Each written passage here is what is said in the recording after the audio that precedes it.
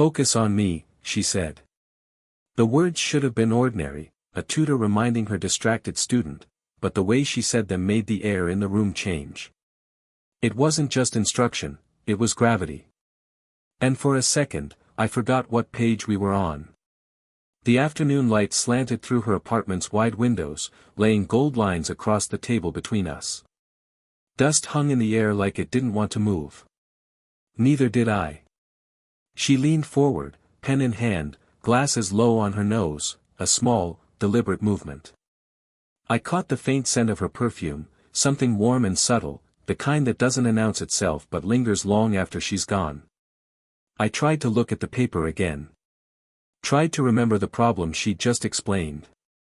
But my eyes kept drifting, to the curve of her wrist, the edge of her smile that never quite formed all the way, the quiet composure that made every gesture seem intentional. She noticed. Of course she did. Are you even listening? She asked, tapping her pen once against the page. Not harsh, teasing, maybe. But her tone carried something else beneath it, a layer I couldn't name. Yeah, I said. I just, got it now. It was a bad lie. My voice cracked halfway through. Her gaze stayed on me, steady. Not scolding, just watching, the way someone studies a reflection they weren't expecting to find familiar. She had this calmness about her, the kind that came from knowing herself too well, maybe from being disappointed too many times. And I think that's what got me, not her beauty, though that was impossible to ignore, but the stillness, the way she seemed to be holding something back, keeping the world at a polite distance. When her hand brushed mine as she reached for the notebook, the touch was so small it shouldn't have mattered. But it did. My breath hitched before I could stop it. She didn't pull away. Instead, she looked up, eyes soft but searching. There was a pause, not awkward, not yet, just long enough for awareness to settle between us. The kind of silence that says more than either person wants to admit. Then she smiled, finally. A real one this time. You're not as focused as you think you are, she said. Maybe you're just distracting, I said before I could stop myself. Her eyebrows lifted, but she didn't look away. Careful, she murmured, but there was a tremor in her voice, not fear, not disapproval. Something else. The clock ticked too loudly in the background. Outside, a car passed, tires on wet pavement. Inside, everything felt suspended. My pulse thudded in my throat.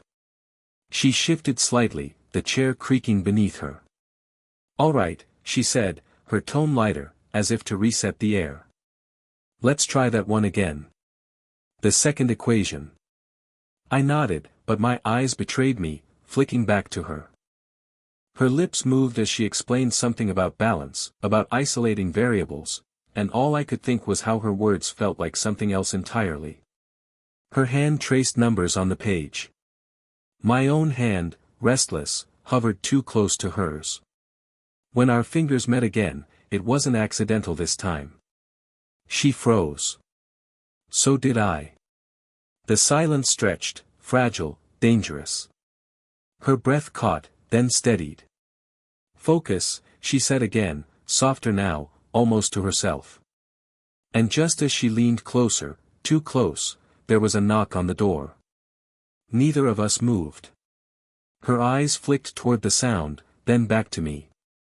For a second, I thought she might ignore it. Then, without breaking eye contact, she whispered, "Don't say anything." The knock came again, louder. And just like that, the world outside her quiet apartment returned, but everything inside it had already changed. The knock at the door went unanswered. Whoever it was gave up after a few seconds, footsteps fading down the hall. She exhaled first, quiet, steady, practiced, then looked back at me as if remembering she wasn't alone.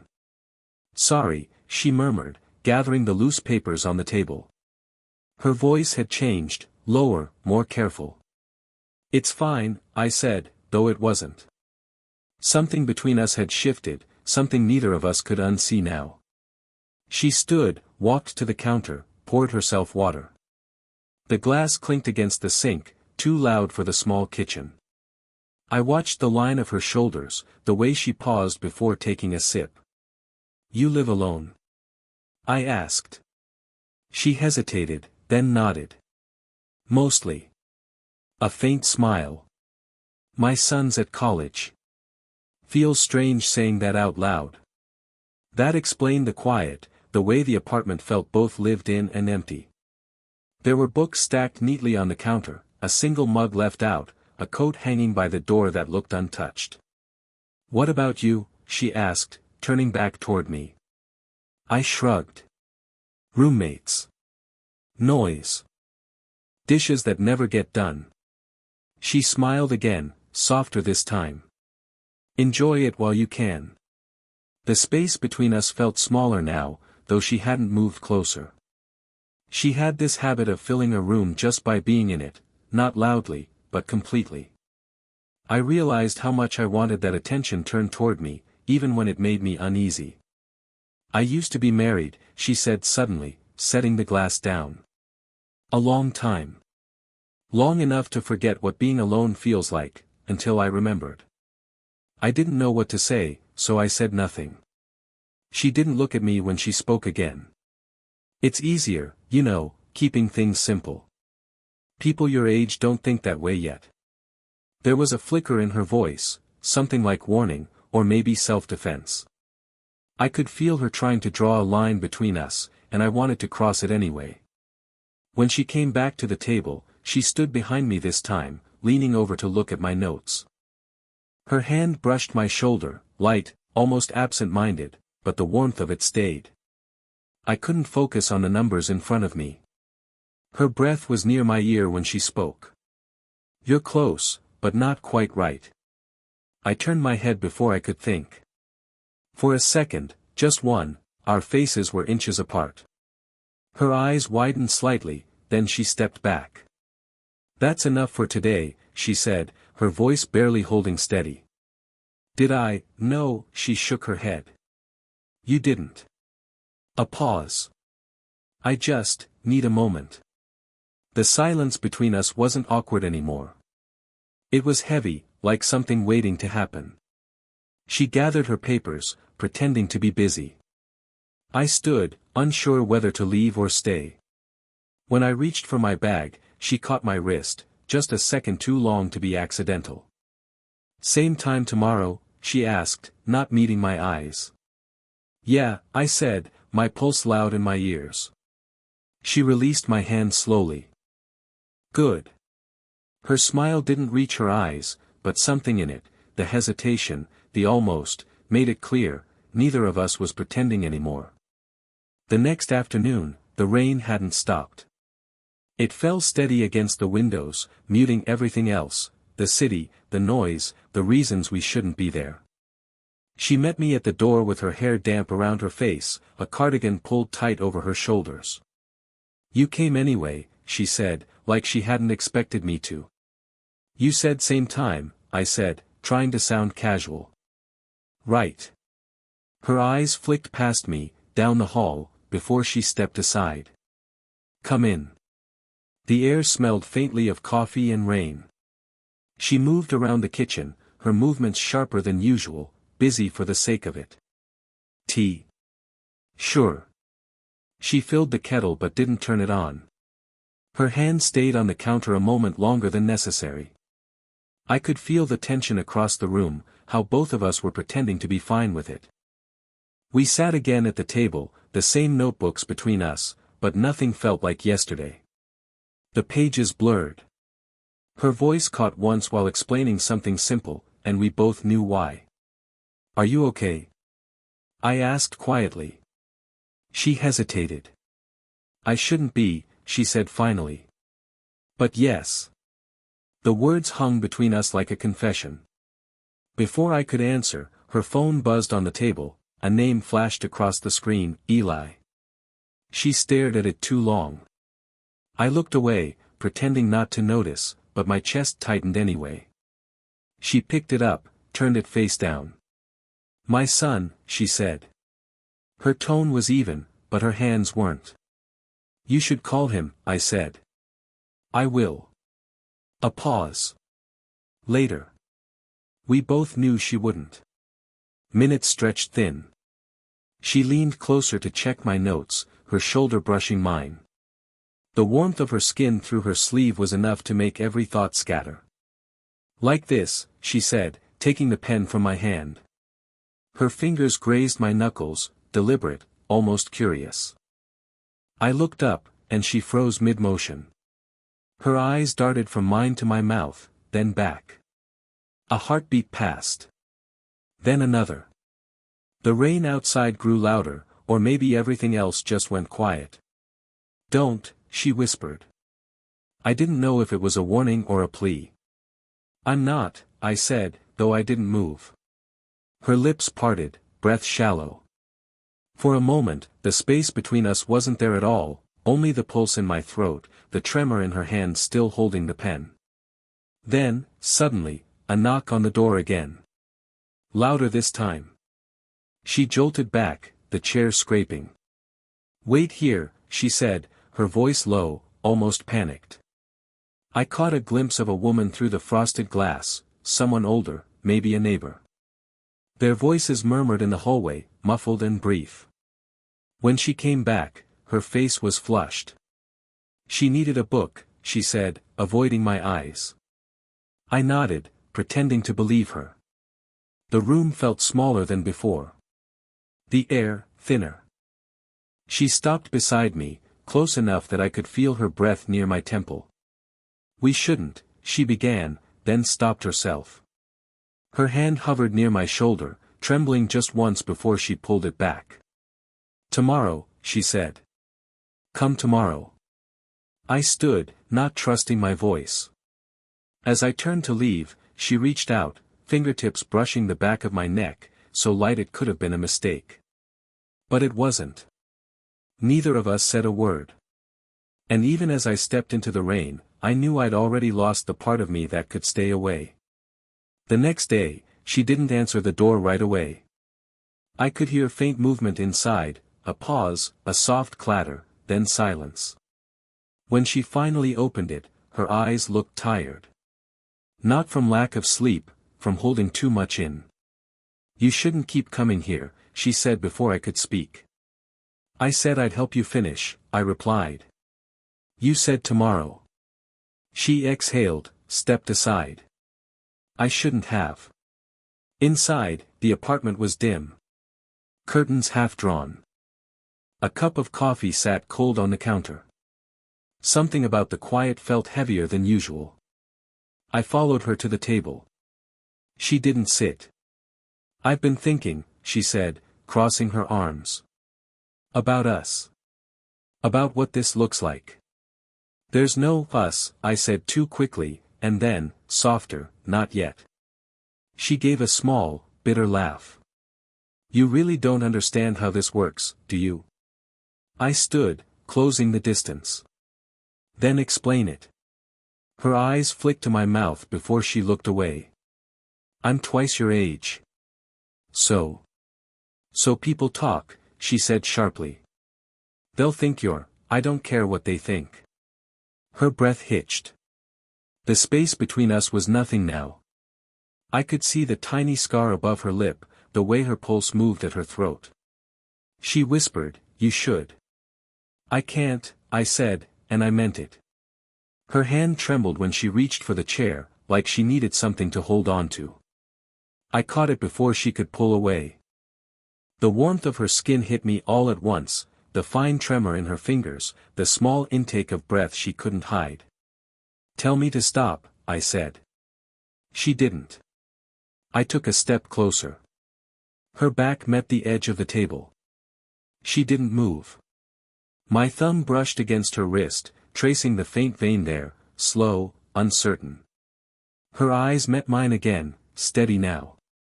"You don't know what you're doing," she whispered. "Then show me." She froze, not from fear, but from the weight of what I'd just said. Her hand came up, fingertips brushing my jaw, barely there. "You think this is simple," she murmured. "That wanting something makes it right. I think pretending it isn't there makes it worse." Her breath touched my cheek, warm, uneven. You're making a mistake. Then make it with me. She closed her eyes, her forehead resting against mine for just a moment. The scent of her hair, faint vanilla, rain, filled the space between us. You don't understand how long it's been since someone looked at me like that, she said, voice breaking on the last word. I almost kissed her. Almost. But then, a sound. The phone again. This time, she grabbed it before I could see the screen. Her tone when she answered was too calm. Hey, she said softly, turning away. Yes. I remember. Tonight? Of course. When she hung up, she didn't face me right away. Finally, she said, that was my ex-husband. And then, a pause. She turned, eyes glassy but certain. You should go. I didn't move. Her voice dropped to a whisper. If you stay, I won't stop you. The world seemed to hold its breath right there, between what was right, what was real, and what neither of us could take back. When I showed up the next day, the door was already unlocked. I hesitated before stepping in, the apartment was quiet, too quiet. Her mug sat half full on the counter, still warm. Papers were spread across the table, as if she'd been working and suddenly stopped. Then her voice came from down the hall. You shouldn't be here yet. She appeared in the doorway, barefoot, phone still in hand. There was something different in her face, sharper, guarded. You left the door open, I said. I know. Her tone was clipped, but her eyes gave her away. She wasn't angry. She was bracing for something. I wasn't sure you'd come, she added. I wasn't sure you wanted me to. She looked at me for a long moment. Someone called me last night, she said quietly. I waited. My ex. He's been asking questions. About you. That sank in slower than it should have. About me? Why? Her gaze didn't waver. Because I slipped. I mentioned your name once. Said I was helping a student. He asked how old you were. He knew too much too fast. I felt the heat rise in my chest. Did you tell him? No, she said quickly. Then, after a pause, not really. Not really. She exhaled, looking away. I said you reminded me of someone. That's all. But I think he heard more in my voice than I meant him to. The air between us tightened. She walked past me toward the table, brushing against my arm in a way that didn't feel accidental. You should go, she said again. Before I make this worse. I caught her wrist before she could move further. You already did. She froze. My hand still around hers, the pulse beneath my thumb beating fast. You think I planned any of this? She asked, her voice low. You think I wanted to feel? She stopped herself, eyes flicking to mine, then to the floor. Say it, I said. Her jaw tightened. Don't make me. I'm not making you. She laughed, a soft, broken sound. You have no idea what this could cost me. Then why haven't you stopped? Her silence was answer enough. I stepped closer, close enough to see the faint smudge of sleeplessness beneath her eyes. She didn't move back this time. Her voice trembled when she spoke. You think I'm afraid of people finding out? Aren't you? She shook her head slowly. No. I'm afraid of me. The words landed somewhere deep, where language stopped mattering. Her fingers brushed against mine again, hesitant, unsure, then stayed there. I've been lying, she whispered finally. It wasn't just tutoring. It was, checking if I could still feel something. And? I asked. I can. Neither of us breathed. Outside, thunder cracked, close enough to shake the windows. She looked up at me, eyes wide, glassy, defiant. If I open that door again tomorrow, it won't be for lessons. The storm outside grew louder, wind pressing against the glass like a warning. And still, neither of us moved. The storm hadn't passed. It just sat over the city, rolling and restless, like the pause between us. She opened the door before I could knock this time. No words. Just a look that told me she'd already decided something. The lights were low. The apartment smelled like rain and candle wax. A single lamp cast a soft circle on the table where we'd always sat, the table that had become too small for everything we weren't saying. She closed the door behind me. "You shouldn't have come," she said quietly. "You opened the door." She gave a short laugh that didn't sound like one. "I know." Her voice was unsteady. Her hair was loose, the cardigan replaced by a plain white shirt, sleeves rolled halfway up. Everything about her looked undone, and it scared me how much I wanted her like that, not polished, not careful. Just real. I stepped closer. She didn't move. The air between us was charged, like the hum before lightning. "I told myself this would stop," she said. "That if I didn't see you for a few days, it would fade." Did it? She shook her head once, slow. "No, something in me broke then, or maybe gave in." I reached up, brushed a loose strand of hair from her face. My hand lingered near her cheek longer than it should have. She leaned into it, almost imperceptibly. "I keep trying to convince myself you'll wake up one morning and forget this," she said. "Would you want me to?" Her eyes flicked up, meeting mine. "Yes," she whispered. Then, no, the tremor in her voice hit harder than the thunder outside. She stepped forward, close enough that I could feel the heat from her skin. Her breath brushed my throat when she spoke. "This isn't supposed to happen." "It already did." She let out a shaky breath, almost a laugh, almost a sob. "You're too young to understand how permanent mistakes can be. I understand wanting something and not being able to fake it."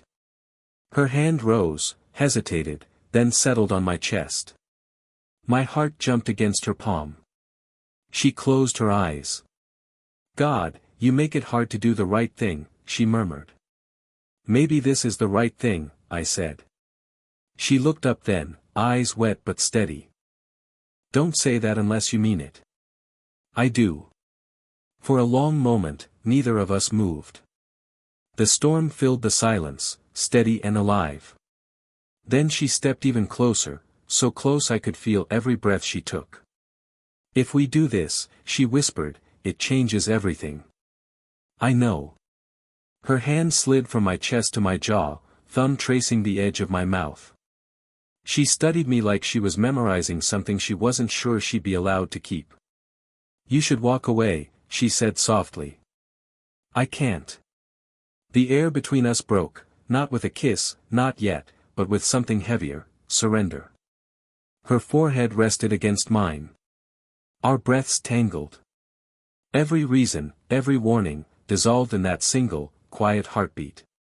When she finally pulled back, it wasn't hesitation anymore, it was understanding. She whispered, "Then don't." And for the first time, we both stopped pretending there was a way back.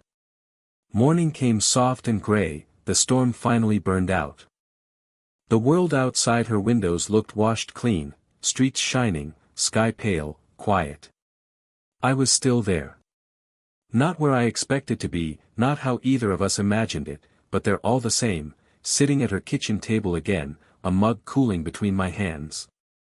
She moved around the room barefoot, hair pulled back, humming under her breath like nothing had changed. But everything had. She caught me watching and smiled, tired, real. "You look like you haven't slept," she said. "I didn't," I admitted. "Me neither." She sat across from me, pulling her knees up under the chair like she used to when she got comfortable. For a few seconds, we just listened to the soft ticking of the clock. No pretending, no lines left to cross. Just us. "Finally," she said, "I was scared you'd regret it. That I'd wake up and it'd be a mistake in your eyes."